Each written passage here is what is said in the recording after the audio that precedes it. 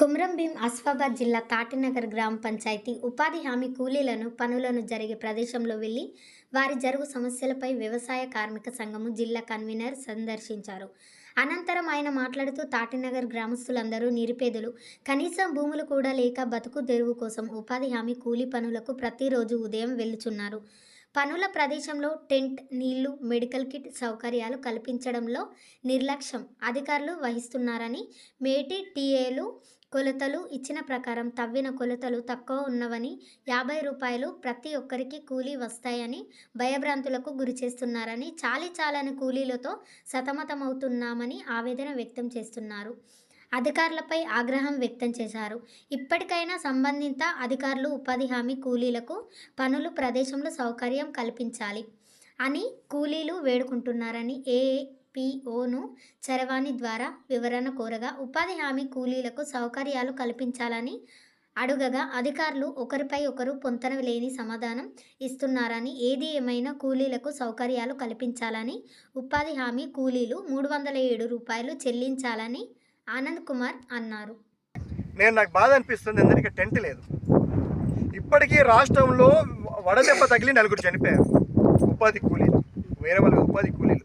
ఖచ్చితంగా మీకు టెంట్ ఉండాలి, అట్లాగే మెడికల్ కిట్ ఉండాలి. ఎందుకు మెడికల్ కిట్ ఉండాలనే విషయం మాట్లాడదాం. మెడికల్ కిట్ ఉండాలి. అట్లాగే మీ అందరికీ మెడికల్ కిట్తో పాటు మీ అందరికీ ఏదైతే ఓఆర్ఎస్ ప్యాకెట్లు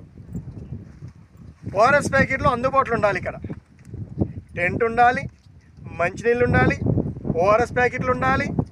వీటితో పాటు ఏదైతే మీరు పనిచేస్తున్న పనిముట్లు ఏదైతే ఉన్నాయో, సబ్బళ్ళు, పారలు, గంపలు, ఇవి కూడా ప్రభుత్వం సప్లై చేయాలి.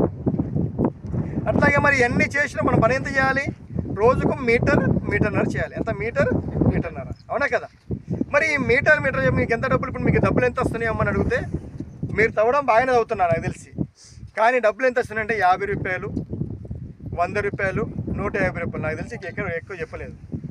మరి ఎందుకు తక్కువ వస్తున్నాయి? ఎందుకు తక్కువ వస్తున్నాయి అంటే మన హక్కును మనం అడగట్లేదు. ఏం చేస్తున్నాం? మన హక్కును మనం అడగట్లేదు. ఒకటి, మనం ఇప్పుడు మాట్లాడదానికి 2-3 మాటలు మాట్లాడుకుందాం. ఇప్పుడు మెడికల్ కిట్ ఎందుకు ఉండాలమ్మా? ఇక్కడ మనం ప్రమాదకరమైన పని చేస్తున్నాం. ఇదేం భూమి? చెరువు. ఈ చెరువులో మట్టి తీసేటప్పుడు, మట్టి తవ్వేటప్పుడు ప్రమాదకరమైన పాములు బయట వెళ్ళచ్చు. ఎందుకంటే పాములు భూమిలో ఉంటాయి. ప్రమాదకరమైన తేళ్లు బయటికి వెళ్ళచ్చు. లేదా ఇది కాకుండా పార తగలచ్చు, గంప తగలచ్చు, లేకుంటే సబ్బలు తగలచ్చు. ఈ మట్టి గంపని పైన ఎత్తేటప్పుడు రాయిట మట్టి రాలి కాలు దెబ్బ తగలచ్చు. మరి అలాంటప్పుడు దెబ్బ తగిలినప్పుడు ప్రథమ చికిత్స చేయడానికి మెడికల్ కిట్ ఉండాలా వద్దా మనకు? ఎందుకంటే ఇక్కడ నుంచి నాకు తెలిసి 45 కిలోమీటర్లు. 45 కిలోమీటర్లు ఎంత ఉంది? 45 కిలోమీటర్లు కాగజ్ నగర్ పట్టణం ఉంది ఇక్కడ నుంచి, మంచి వైద్యం కోసం. ఇక లేదు, తక్కువ వైద్యం అందాలంటే ఇక్కడ నుంచి 2 మైళ్ళు ఉన్నది. 2 మైళ్ళు అంటే 6 కిలోమీటర్లు. నాకు తెలిసి 6 కిలోమీటర్లు కావటాల. మైళ్ళు అంటే తెలుసుగా మన పల్లెలు కోసులు మైళ్ళు అంటాం. అంటే ఈ మైళ్ళు 2 మైళ్ళ దూరంలో ఆసుపత్రి ఉంది, చిన్న ఆసుపత్రి. ఇక ఇంకా పెద్ద ఆసుపత్రి పోవాలంటే 15 మైళ్ళు 20 మైళ్ళ ఆసుపత్రి ఆనంలో ఉంది. మరి ఈ ఆసుపత్రికి పోయే వరకు మన ప్రాణం దక్కాలా వద్దా?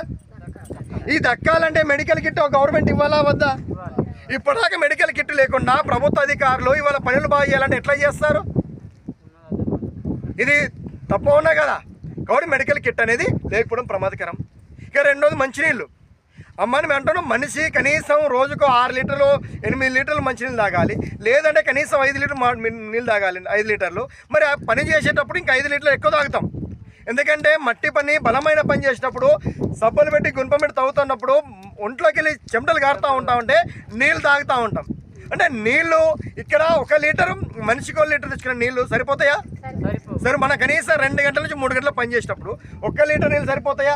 సరిపో. కానీ మనం ఎన్ని తాగాలనో అన్ని నీళ్ళు ఇవ్వాల్సిన బాధ్యత ఈ గ్రామ పంచాయతీలో ఉన్న సెక్రటరీ పని బాధ్యత, ఈ మండలంలో ఉన్న ఏపీఓ బాధ్యత, ఈ మండలంలో ఉన్న ఎంపీడీఓ బాధ్యత. మరి ఇప్పటిదాకా మంచినీళ్ళు పెట్టకపోవడం ప్రమాదకరం కదా. ఇప్పుడు మంచినీళ్ళు లేకపోవడం వల్ల ఎండ దెబ్బ తగిలి చనిపోతే ఎవరు బాధ్యులు? ఈ మంచినీళ్ళు తీసివ్వడానికి ప్రభుత్వం ఒకరిని పెట్టిన బాధ్యత. ఆయనకు జీతం ఇవ్వాలి. రోజు ఆయనకు 300 రూపాయలు ఇచ్చి నీళ్ళు పెట్టాలి. మరి నీళ్ళు లేవు. అట్లాగే పని చేస్తున్నాం. ఇప్పుడు తేమ ఉంది, ఈ వాతావరణంలో తేమ ఉంది కూడా చల్లగా ఉంది. ఇంకో అరగంట తర్వాత సూర్యుడు బగబగ మండుతూ ఉంటాడు. మరి బగబగ మండే సూర్యుడి ఉంటా ఉంటే మనం పని ఎలా చేస్తాం? మనం పట్టే సబ్బలు కాలుతుంది, మనం పట్టుకున్న గంప కాలుతుంది, మనం చేసే మట్టి పనిలో ఇంత ప్రమాదకరం మట్టి అంటే ఎండ వడదెబ్బ తగులుతుంది కదా. మరి వడదెబ్బ తగిలినప్పుడు ఒక కార్మికురాలు కానీ కార్మికుడు కానీ అలసిపోయినప్పుడు కనీసం టెంట్ కింద కూర్చునే వసతి కల్పించాలి కదా. ప్రభుత్వం టెంట్ ఇయ్యనప్పుడు